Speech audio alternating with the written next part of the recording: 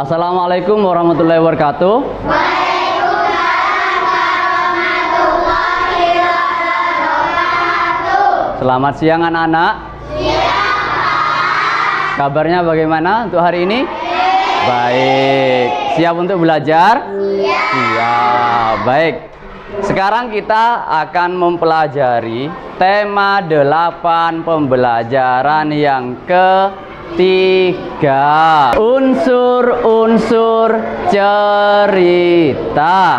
Unsur-unsur dalam cerita antara lain tema, tokoh dan penokohan, latar atau setting, alur dan pengaluran, serta amanat atau pesan.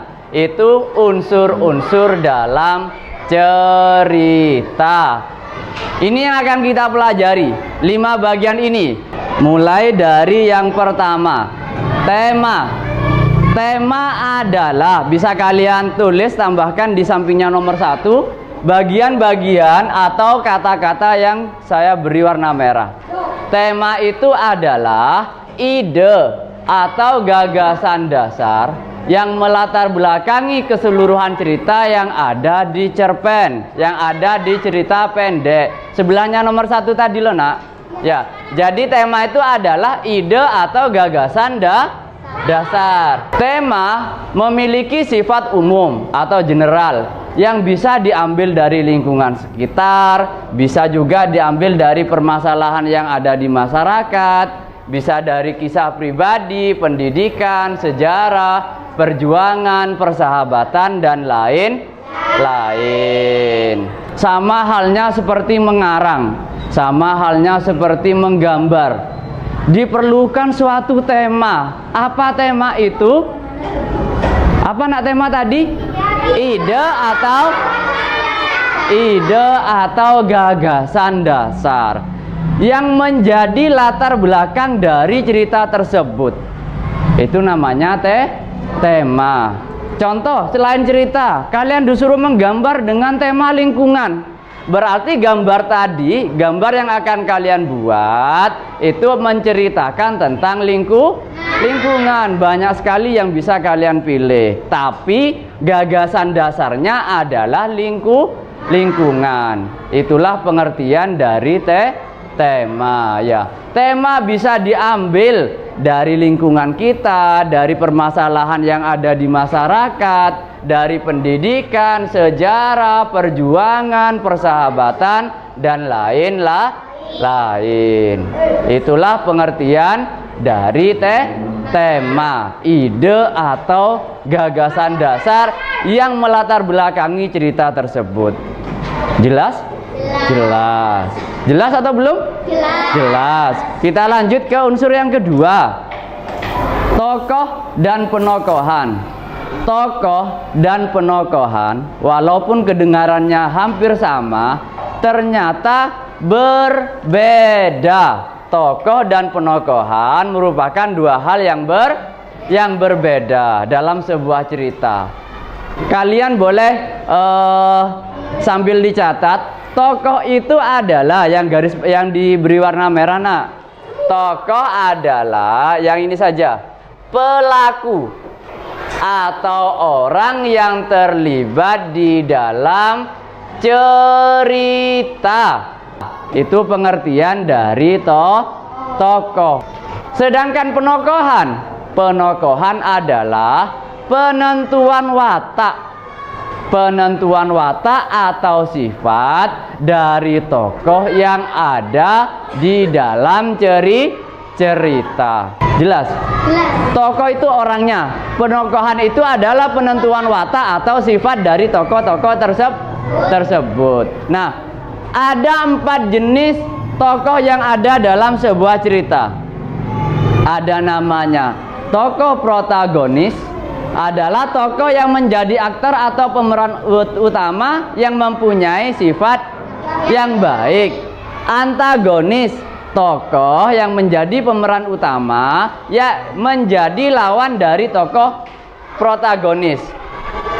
Tokoh antagonis memiliki watak negatif seperti iri, dengki, sombong, angkuh, dan lain-lain.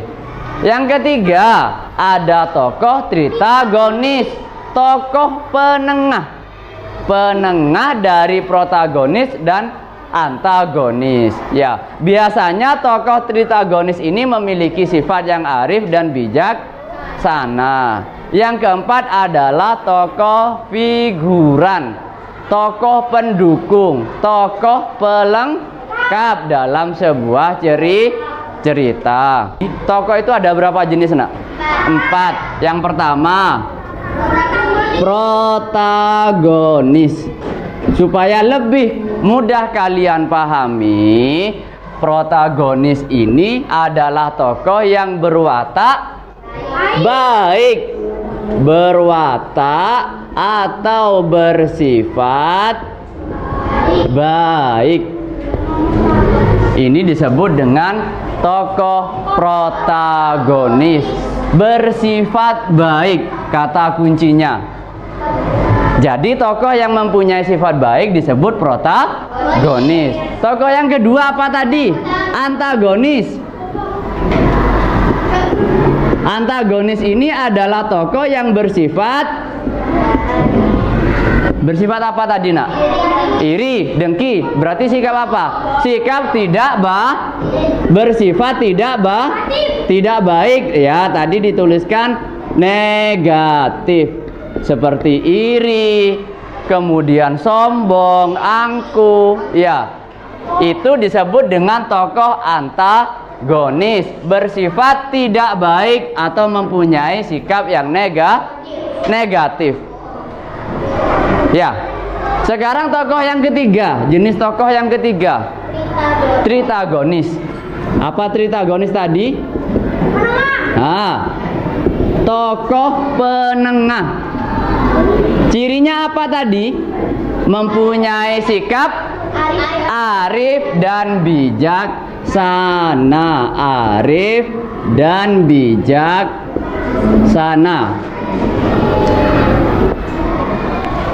Tokoh tritagonis. Yang keempat, figuran. Apa, nak? Tokoh pendukung atau pelengkap.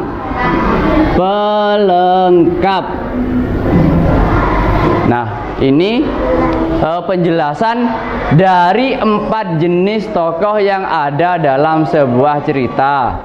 Yang pertama, protagonis. Cirinya apa?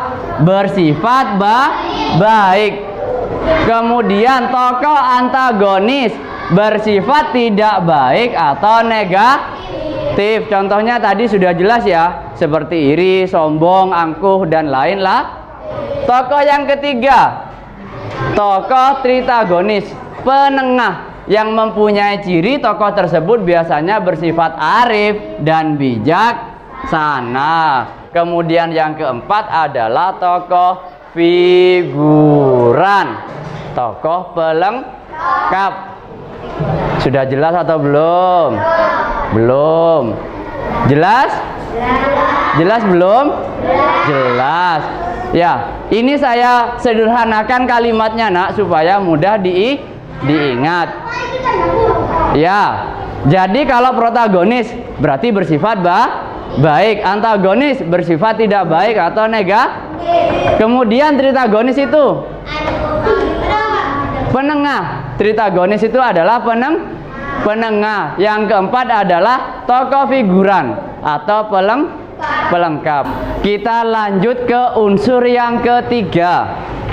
Unsur yang ketiga adalah latar atau setting. Unsur yang ketiga dari cerita adalah latar atau setting.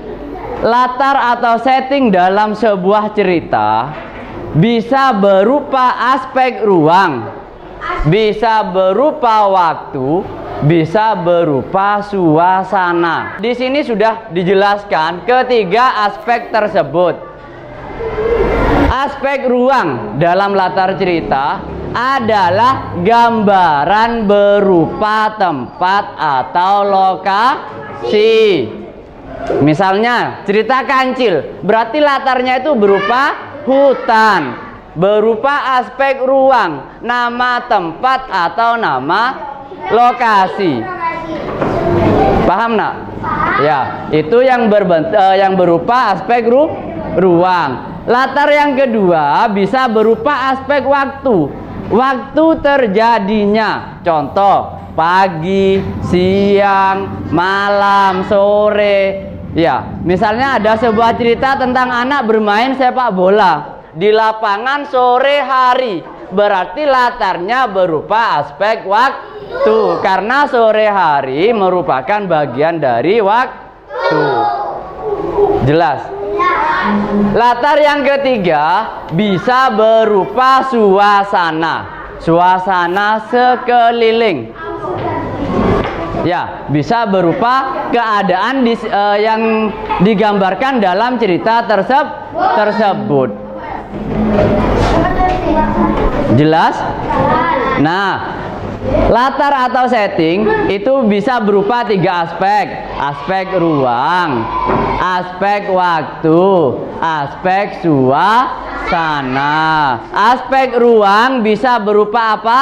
Tempat atau lokasi. Aspek waktu, contohnya pagi, siang, sore, pokoknya berkaitan dengan waktu. Yang ketiga adalah aspek suasana, yang menceritakan suasana di sekelilingnya yang menjadi pengiring terjadinya suatu peristiwa. Misalnya menceritakan banjir, ya, suasananya kan pasti ketakutan, kemudian panik dan lain-lain. Sudah? Mengenai unsur yang ketiga? Jelas. Kita lanjut ke unsur yang keempat, alur dan pengaluran. Dalam sebuah cerita adalah rangkaian peristiwa dalam suatu cerita.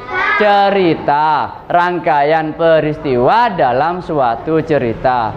Alur dibagi 3 macam.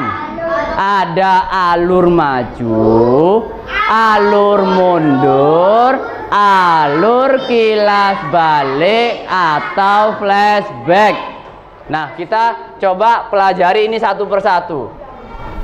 Alur maju berarti rangkaian peristiwa membentuk dari awal hingga akhir cerita tersebut menurut waktunya adalah maju.